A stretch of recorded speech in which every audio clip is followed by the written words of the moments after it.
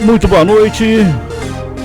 Hoje temos aí o nosso pod aqui na Cambé FM 87.7 e nós temos aqui a nossa convidada de hoje, a psicóloga Maria Gabriela. Boa noite.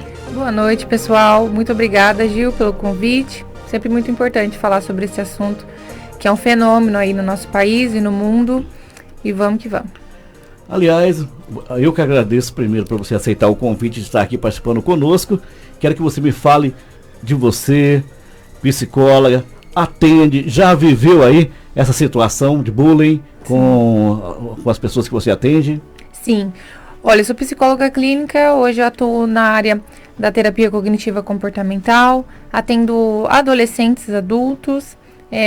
Hoje a minha especialidade é a terapia cognitivo comportamental e transtorno de ansiedade, e nós vivenciamos muito, né, na clínica, na vida aí dos adolescentes e das crianças, muitos relatos, sim, né, a vivência deles nas escolas e na vida pessoal também, essa queixa muito, muito grande, né, que é o bullying sofrido aí dentro das escolas, causando muitas consequências na vida deles. Maria Gabriela, ultimamente nós temos vivido aí o bullying, o cyberbullying. Sim. Que já é uma novidade aí, que eu fiquei sabendo durante os pods, que eu nem sabia que existia, na verdade, esse cyberbullying. Isso é preocupante também? Muito. Hoje a era da internet, ela tem se expandido muito, e o acesso das crianças e adolescentes tem sido muito fácil, né, com as redes sociais. E hoje a gente tem muitas plataformas nas redes sociais que acabam expondo, né, a vida da criança ou até mesmo do adulto, e dependendo do que é postado, dependendo do que é colocado em exposição ali, seja fotos, mensagens, e o cyberbullying ele vem bem aí, em comentários ofensivos, né? Comentários trazendo ridicularização na vida daquela pessoa, daquela vítima, né? Em forma do quê? Comentários ofensivos, exposição de fotos, montagens, o tal dos memes, que é muito perigoso, né? Sem autorização ali da pessoa, causando ali todo esse sofrimento, né? E ele acaba vendo essas críticas, né? Sobre corpo, sobre aparência, e acaba trazendo muito sofrimento na vida dele. O bullying e o fake é mais ou menos parecido ou não? Ou não, nada uma coisa com a outra? O fake, você fala dos perfis fakes. O exemplo que eu citei para você anterior ao programa aí. Sim. A pessoa vai lá, pega a foto do fulano no fake e cria lá uma outra personagem que não tem nada a ver com aquela pessoa. Sim. Né? E depende muito do intuito dele, né? Se é para assédio, se é para um relacionamento, se é para uma violência. Então, se a gente pode considerar que se tem assédio, ameaças, fofoca por trás desse perfil fake, a gente pode considerar sim que é um cyberbullying. E é um crime, na verdade, ainda. Um crime, com certeza. Hoje você pode, sim, fazer BO contra as pessoas que estão ali colocando comentários ofensivos nas redes sociais, fazendo com que você crie um bloqueio muito grande, né, sobre você, sobre a sua autoestima, trazendo essas consequências. Você pode, sim, levar ali a justiça, porque é um crime. Tem leis que informam que é crime. E você já colocou um ponto ali, importante, autoestima. Tem tudo a ver com a pessoa que sofre o bullying. Sim. A primeira coisa, na minha opinião, que eu acho, você é psicóloga, sabe muito mais do que eu, é perder a autoestima. Sim. Exemplo, vamos supor, ô gordo, ou um outro apelido qualquer, um exemplo. Sim. Acho que seria a primeira coisa seria perder a autoestima quando a pessoa sofre o bullying. Sim. Com certeza. Pelo menos eu aprendi isso nesses alguns pods anteriores. Sim, com certeza. É um dos sinais, né, de consequências do bullying, seja a baixa autoestima na vida adulta ou quando criança. Por quê? A adolescência quando a gente é adolescente ou criança, a gente está criando ainda o nosso senso de si, que na TCC a gente fala que é nossas crenças, né? O que eu acredito sobre mim, sobre o outro, sobre o mundo. Então, a escola é o primeiro contato que a pessoa tem com os relacionamentos sociais. E a partir disso, se há um bloqueio por conta de baixa autoestima, se tem comentários ofensivos que faz com que essa criança, essa adolescente acredite que ele é feio, que ele não tem valor nenhum, que ele é um inútil, né? Conforme ali vem esses sinais na escola, ele vai crescer com esses com essas consequências e vai ter, sim, crenças sobre eles que são disfuncionais, acreditando que ele é feio de verdade, que ele não tem valor nenhum. E essas são as consequências na vida adulta. A baixa autoestima também. Por exemplo, eu acho que você já trabalhou alguns adolescente ou criança, sei lá, que já sofreu bullying, já chegou no teu consultório, já conversou com você. Sim, sim. Antes de você entrar nessa questão, eu lembro de um fato, que eu não vou citar o nome porque não convém. Sim. De uma criança, uma menininha, que ela sofreu, ela tinha orelha, tipo aquelas orelhas abertas, e o pessoal começou a chamar de orelha de abano. Uhum. Ela não quis mais ir na escola. Eu conheci a família. Você precisa de ver a situação. A família tocou acho que no NPS, no SUS, sei lá qual é o plano deles lá, para fazer uma cirurgia na menina, se a menina não voltava na escola. Exato. Então, quer dizer, como que marcou, como que tirou a autoestima, né? Sim. Então, eu acredito que você, no consultório, atendeu já algum adolescente que passou por essa própria situação aí. Sim, com certeza. A gente vê muitos relatos da parte deles que o bullying ele é muito presente no dia a dia mesmo, é diário nas escolas, né? Então, pode ser através de insultos. Então, assim, eu tenho casos que foi até autorizado eu pontuar aqui, por exemplo, uma adolescente gostava sempre de utilizar maquiagem, né? Maquiagem ali para escola. Então, os adolescentes ali, amiguinhos, que não são amiguinhos, né? Comentando, que maquiagem feia, você fica feia de maquiagem, você faz tudo errado. E ela parou de fazer maquiagem, acreditando que estava feio mesmo para ela, e ela nunca mais quis fazer maquiagem. Hoje, depois de alguns anos, que ela encontrou realmente o valor dela, entendeu que ela precisa se sentir bem, ela não pode parar, né, de fazer o que ela gosta por conta de um comentário, e voltou a utilizar realmente maquiagens, porque ela se sente bem passando maquiagem. Então, olha o nível, né, que a gente pode chegar, a pessoa começar a se invalidar por conta desses comentários, parar de fazer o que gosta por conta de um comentário do outro, né? No caso, por exemplo, ela nesse tempo, hoje, já que ela mudou, ela procurou uma ajuda nesse intervalo? Sim, a terapia sempre foi muito importante, né, no caso dela. Então, ajudou muito ela a encontrar esse autoconhecimento, saber realmente quais são os seus valores, quem é você de verdade, entendendo as consequências, sim, do que o bullying teve na vida dela, que chegou a fazer com que ela tivesse esse bloqueio, né? Então, foi muito importante, né, essa busca da terapia para ela entender como que afetou, né, o dia a dia dela, as coisas que ela gostava, o lado pessoal também. Então, por isso que a gente coloca sempre a importância da busca da terapia em casos de bullying. Por isso, o nosso tema de hoje, até acabei esquecendo de virar a câmera aqui. Por isso, o nosso tema de hoje é as consequências do bullying do adolescente até a fase adulta. Sim. Precisa do tratamento, do acompanhamento. E esse tema é tão importante para os pais ainda no dia de hoje. Sim. A gente tem que entender que a gente precisa considerar todos os cenários. A escola, a criação, né, com os pais e a terapia. Então, sempre tem que ser um conjunto. A escola e a família precisa sempre estar interligadas. Então, saber o que está acontecendo, né, nas relações ali interpessoais das crianças, dos filhos, e entendendo o que é que ele está sofrendo, né, o porquê que eu cheguei em casa mais recuado, né, ali em casa, depois da escola, quis faltar hoje, né, não gosto de conversar muito com meus amigos eles são mais chatos, mas por quê? Entender os sinais ali desses adolescentes, dessas crianças, porque eles têm um papel muito importante na parte do acolhimento, os pais, né, depois que essa criança chega, né, depois de uma agressão do bullying. Então, é importante que eles olhem, né, para essa necessidade dessa criança, desse adolescente, olhem os sinais para que se leve para a terapia, para que seja feito um trabalho em conjunto, né, para que busque essa transformação, né, que a gente precisa de dentro para fora desse adolescente. Gabriela, havia uma tendência anterior que o pessoal dizia que o bullying começava nas escolas. Mas depois, com o tempo, por exemplo, você abre o leque aí, você vê que o bullying não está só nas escolas, no meio da educação. Sim. O bullying está numa empresa, num clube social, numa brincadeira, por exemplo. Então, quer dizer, há grandes possibilidades do bullying estar agindo até no cyber, que eu achei que é uma coisa que eu não conhecia, Sim. que eu vim conhecer agora, posteriormente, esses assuntos aí.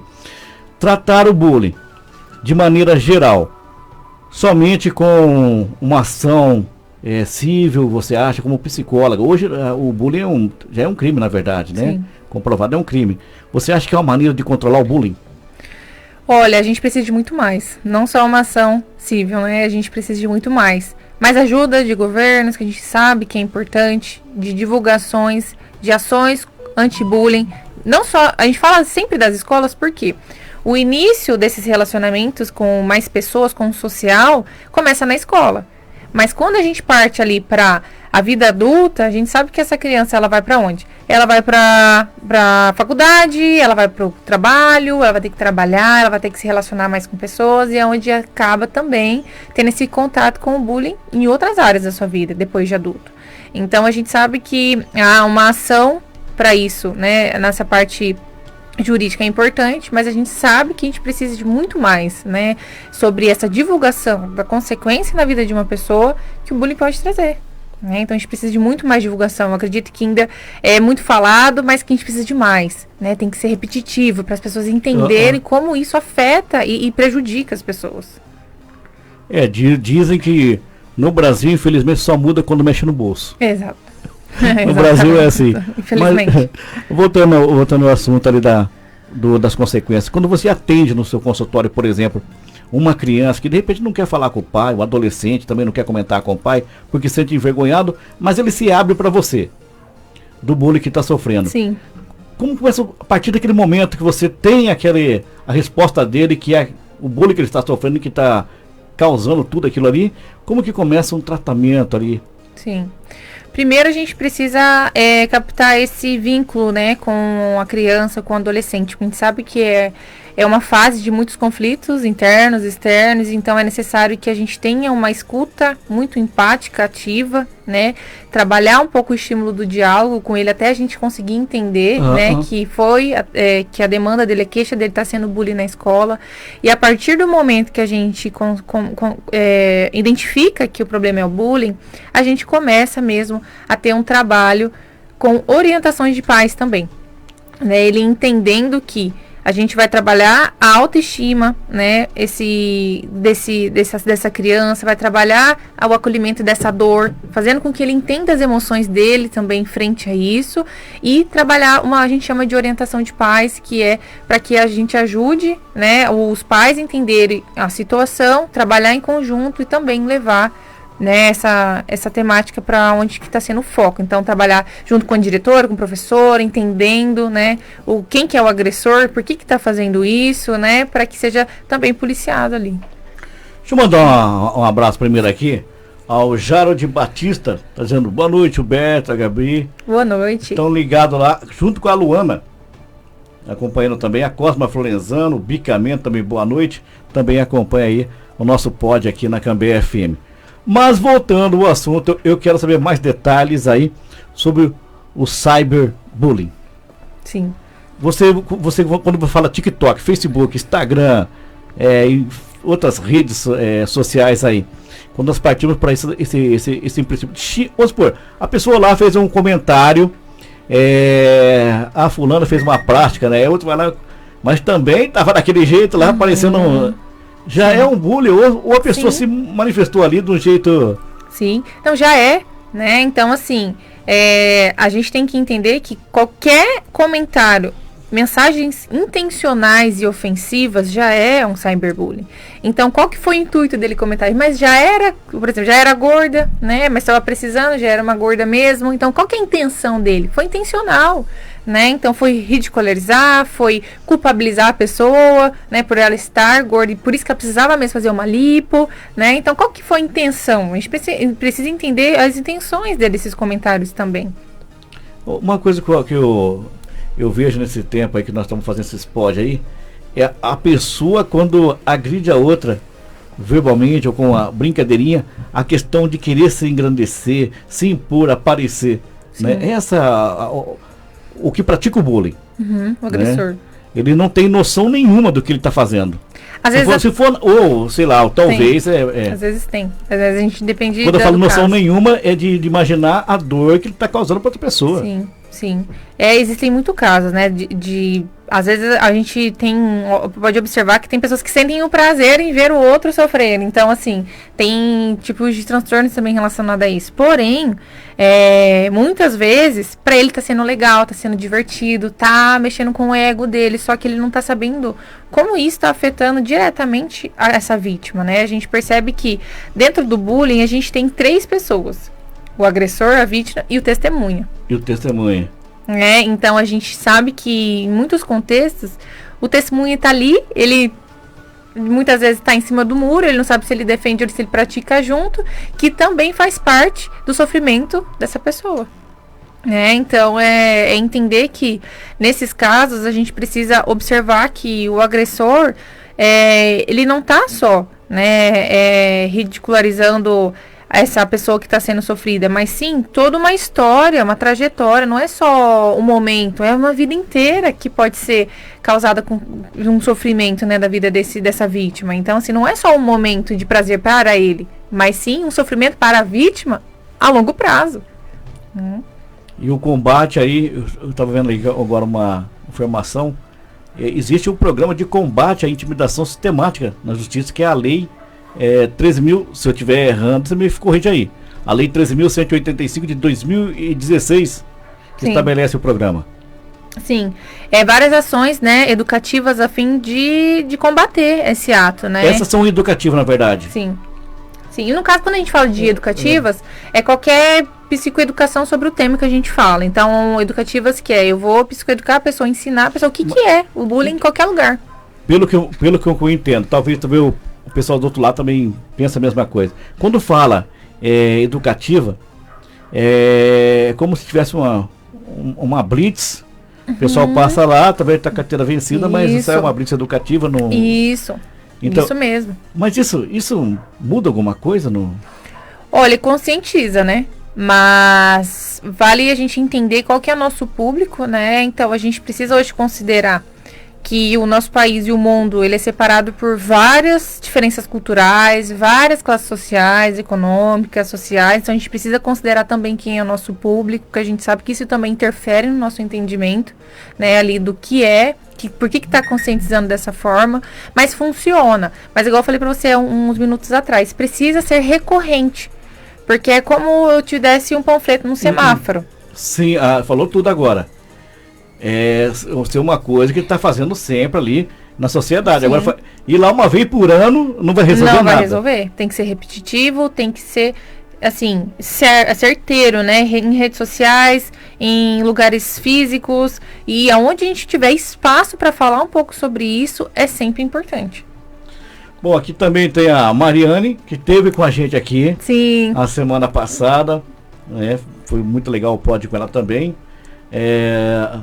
A Mariane Dias também, a Cosma Florenzano, deixa eu ver aqui, o Jarod Batista, ele e a Luana também, que acompanha o nosso pod. Quiser fazer pergunta aí, fica à vontade. Sim.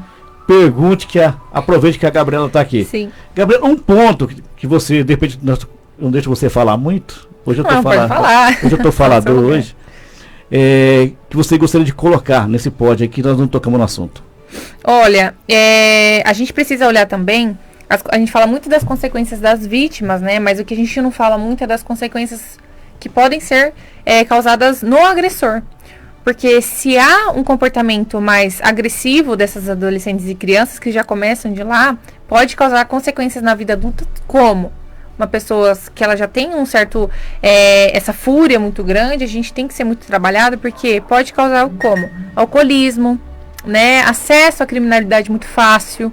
Então, a gente precisa ter mais cuidado com esses envolvimentos com drogas. Então, porque a gente vê...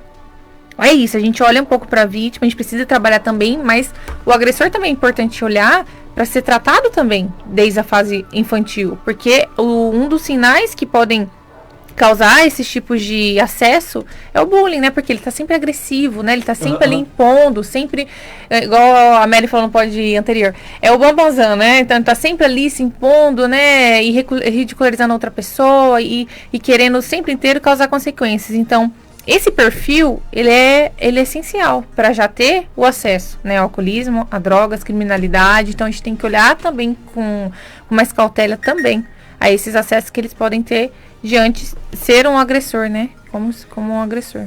Deixa eu só entender a lógica. É um ponto de vista para o agressor, aquele que pratica o ato do bullying. Acho que foi uma das primeiras vezes que eu ouvi isso sim. em todos os pods aqui. Não me lembro desse assunto aí. Sim, há estudos que sempre realmente nós falamos de tratar a pessoa que sofreu bullying, mas nunca o lado do agressor, né? É necessário olhar ambas partes. Castigá-lo, sim. Olhar ambas partes, porque ambas partes é prejudicial, né? Então, ao lado da vítima é prejudicial, porque pode ser causado, como a gente falou, depressão, ansiedade, isolamento, baixa autoestima, dificuldade de relacionamentos sociais futuros. Então, se eu fui muito penalizado, se eu fui muito invalidado, então a dificuldade dele de ter relacionamentos sociais ou amorosos no futuro é muito grande. Então, tem uma bateria de consequências para a vítima, mas para o agressor também.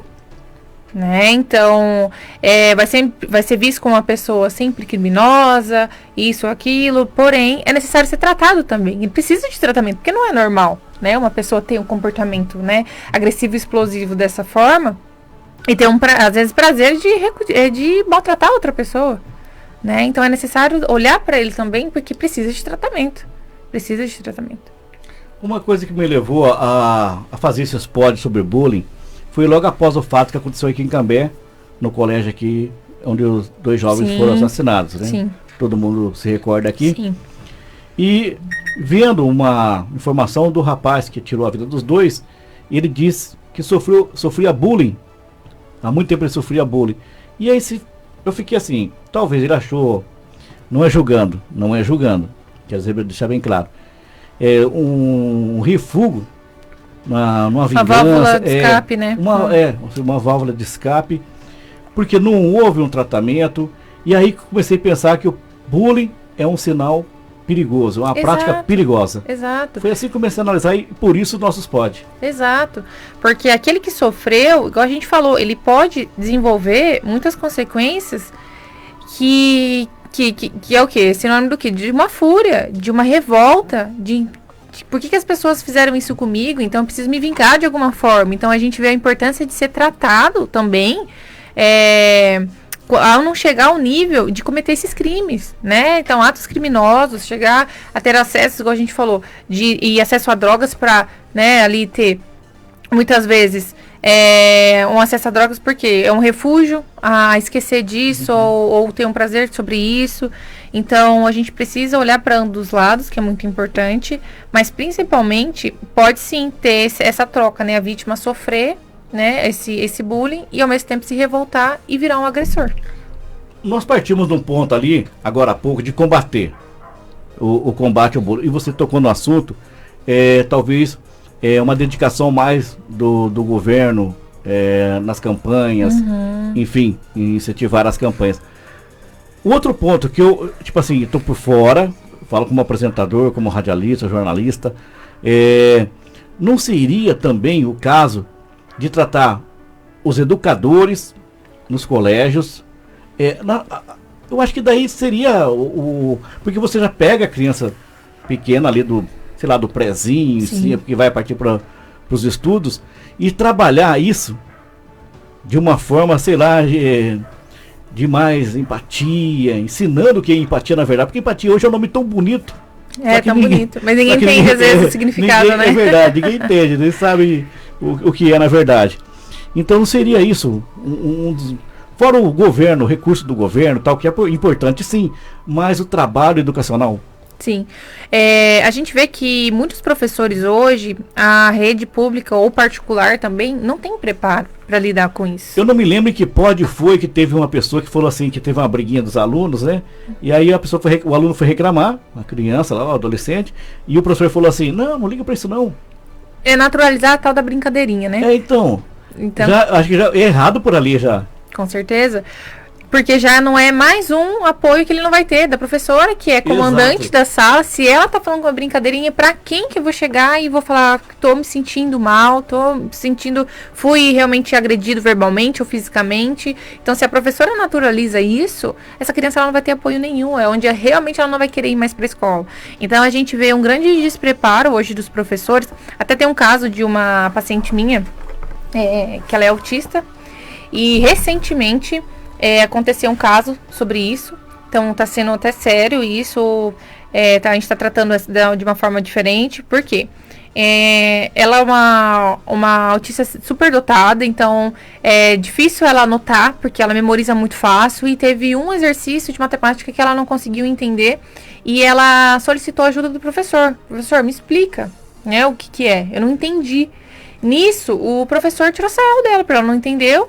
Né? Os alunos começaram a tirar sarro. E ela, por ser autista, começou a entrar em crise. Daí ela começou a ser agressiva. Ela começou, daí, infelizmente, né, falar palavras de insulto pra todo mundo, querer realmente explodir de alguma forma, bater ali, e pegaram ela, né, e levaram pra fora.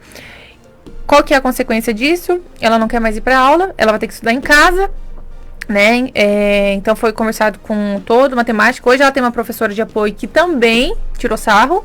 Então, uma pessoa que deveria estar de apoio, porque já é uma professora especialista para a área, para ficar de apoio dentro da sala, mas também partiu da mesma ideia de todos dentro da sala, sendo que poderia ter apoiado, ajudado ela a se acalmar, e também partido com uma outra temática que aquele professor. Então, a gente vê um despreparo total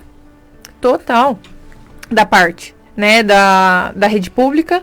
E já na rede particular a gente também vê muito, mas entra daí também os alunos da rede particular.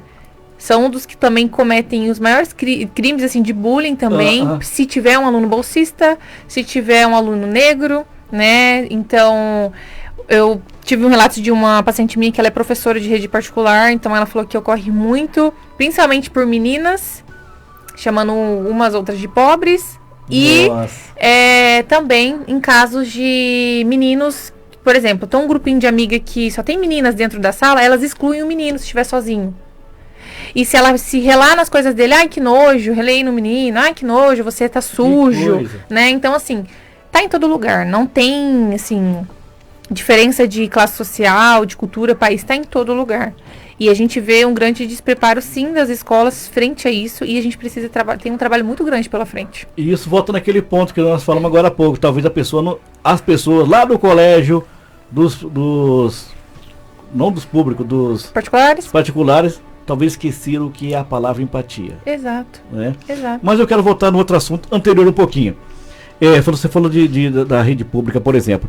Existe um tratamento, por exemplo, não é todo mundo que pode pagar uma psicóloga, né? Existe um tratamento dado pela rede pública para as pessoas com menos condições que sofrem aí o preconceito, bullying. Sim. Hoje hoje virou lei, né, de ter psicólogos em todas as redes escolares, psicólogo escolar, mas a gente vê ainda uma grande dificuldade nas contratações, né, não é todas as escolas que tem. Então, o psicólogo ali dentro da escola, ele faria esse papel, né, de saber acolher, ensinar, né, olhar, ter um olhar crítico de saber quais os comportamentos ali das crianças frente a isso, o que é que está tendo por que está acontecendo demais um comportamento agressivo e etc. Mas, se não há psicólogo dentro das escolas, a gente indica sempre os pais, os responsáveis, buscarem as redes públicas no sentido de... Hoje existem UBSs que tem psicólogos. Hoje também o que mais a gente indica de profissionais as faculdades, que existem as clínicas escolas, que são os alunos do último ano, né, do 5º ano, que fazem esse atendimento voluntário, né, para as pessoas que estiverem na fila de espera. Então, você tem um atendimento de graça, ou às vezes paga só R$5, R$10 por sessão, você já consegue atendimento, né? E existem clínicas que também fazem o atendimento social, que daí é para pessoas de baixa renda, né, que conseguem entrar. Hoje, na clínica que eu atuo, a gente tem, mas hoje a lista está fechada, porque tem uma demanda muito grande, que a gente faz atendimento com valor social, também para a gente conseguir englobar todo mundo, né, conseguir todo mundo ter o tratamento, né, não só quem tem dinheiro, quem tem condições. Porém, se não tem condições de pagar um psicólogo, existem essas partes da saúde pública que tem atendimentos, grupos, né, de terapêuticos, tem as faculdades que atendem de graça ou com o valor mínimo possível, então você consegue um tratamento aí também. Bom, Maria Gabriela, nossa psicóloga dessa noite, estamos quase chegando no finalzinho, mas antes eu queria que você deixasse pela sua experiência, para a família, para que o pai e a mãe estejam atentos, esteja nos sintomas da criança ou do adolescente que sofre bullying, e que às vezes, uma coisa muito importante que me falaram também, às vezes o adolescente não tem coragem de falar para o pai, falar para a mãe, então ele acha mais fácil juntar com uma nova turminha, e ali começa com outras coisas erradas, que vai causar consequências muito piores. Sim. Né? Você tem essa visão também? Sim, com certeza. É necessário olhar os sinais, né? Entender. São pequenos sinais que a gente acaba naturalizando dentro de casa, por às vezes o pai trabalha fora, a mãe trabalha fora, não tem tempo muito de olhar os sinais, então chega, o filho já está no quarto, já não tem uma atenção muito ligada a ele, mas entender que qualquer tipo de isolamento, choro sem motivos, né, qualquer tipo de bloqueios, não quer ir naquele lugar, não gosta de tal pessoa, entender o porquê, acolher, né, tentar explorar esse diálogo com apoio, porque muitos deles têm medo de falar para os pais por conta do quê? Por conta deles punirem e não acolher. Né? Hoje a gente vê essa dificuldade de muitos pais a ter essa parte de acolhimento. Porque a gente vê muitos casos de faz ao contrário, né? Mas também você fez isso, mas também, você tá vendo? Né? Então, acaba bloqueando eles de querer de desabafar com os pais o que tá acontecendo. Acaba dando uma justificativa antes de poder falar, conversar, de levar a conversa com ele mais séria. Sim, e aí meu pai não me acolhe, não quer saber do que eu tô sentindo, né, do que eu tô passando, então não vou falar pra ele. E aí acaba entrando nos grupos mesmos, né. E tem aquela outra coisa, que às vezes ele sente vergonha de falar mesmo, talvez o apelido que recebeu, ou né, o jeito que a pessoa ofendeu ele no bullying, ele sente vergonha de falar para o pai e para a mãe. Sim, existem essa minha paciente que ela é autista, até ela falou essa semana pra mim que tem uma pessoa da sala dela que também sofreu muito, e ela sempre pontuando, né, pode falar comigo, vou te ajudar, vamos lá na diretoria. Ela tem vergonha realmente de chegar até os pais e contar, chegar até a diretoria e contar. Aí você fala, por quê a vergonha? Nossa, é complicado. Quando se trata de bullying, é uma coisa que para todo mundo analisar, tanto nas escolas, como os pais, mães, enfim, a sociedade em geral. Mas, Gabi, tem mais algum ponto aí que ficou aí que a gente não comentou? Acredito que a gente fez um resumo bem importante, pontuamos aí assuntos desde da escola, vida adulta, em tratamentos, né, a importância de a gente olhar os sinais. Eu acho que agora basta a gente ter essa empatia, como você falou, e olhar o amiguinho do lado, né, o sofrimento dele, ser mais empático, se colocar no lugar da dor dele, que é muito importante. Se colocar no lugar do outro. Exato. Que hoje a gente, infelizmente, as pessoas estão sensíveis a isso. Não há mais, né, se colocar no lugar do outro. Deixa a pessoa, ela sofrer com o problema dela sozinha. Hoje tá assim, né? Mas não, tá faltando isso, né? Esse grupo, esse acolhimento, né? Esse querer ajudar mesmo o próximo. Hoje tá muito individual as coisas, né? E isso também é um problemão. É verdade. Bom, Gabi, quero te agradecer pelo convite. Eu sei que o nosso tempo não é aquele tempo longo pra gente poder, mas vão ter outros pods aí. Com certeza. Quero lembrar que isso aqui é um pod, que é uma contrapartida da Lei Paulo Gustavo, junto com a Secretaria Municipal e também pelo Governo Federal, feito aqui na Cambé FM. E nós temos 10 pods. Esse aqui é o 8º, teremos mais 2 ainda. E depois de fechar isso daqui, nós vamos ter outros pods abertos aí pra gente bater outros assuntos. É isso aí, muito obrigada para quem está nos assistindo, escutando. Foi um prazer estar aqui. Espero que a gente se veja mais, fale mais sobre outros assuntos aí sobre saúde mental, que é muito importante. Segue a gente lá no Instagram, psi.mariagabriela com 2 L. Ia falar agora. Que é muito importante também a audiência de vocês. Obrigada, até uma próxima. Tá bom, e o contato lá nas redes sociais também, você atende também no consultório. Sim, hoje Pode eu atendo. Passar o endereço? Hoje eu atendo na clínica IPs Londrina, que é na Avenida Duque de Caxias com a Bandeirantes, no prédio Duque Hall. Mas vocês entrando no meu Instagram, vai ter um link onde vocês podem me chamar pelo WhatsApp. Lá também eu explico tudo certinho e já passo tudo para vocês. Muito bem, encerrado então o nosso pod, nesse dia aí, o nosso 8º pod, com a presença da psicóloga Maria Gabriela. Um abraço a todos aí, excelente noite do amigo Gilberto Guerra, e até sexta-feira. Sexta-feira nós temos aí o nosso 9º pod aqui na Cambé FM 87.7. Aí.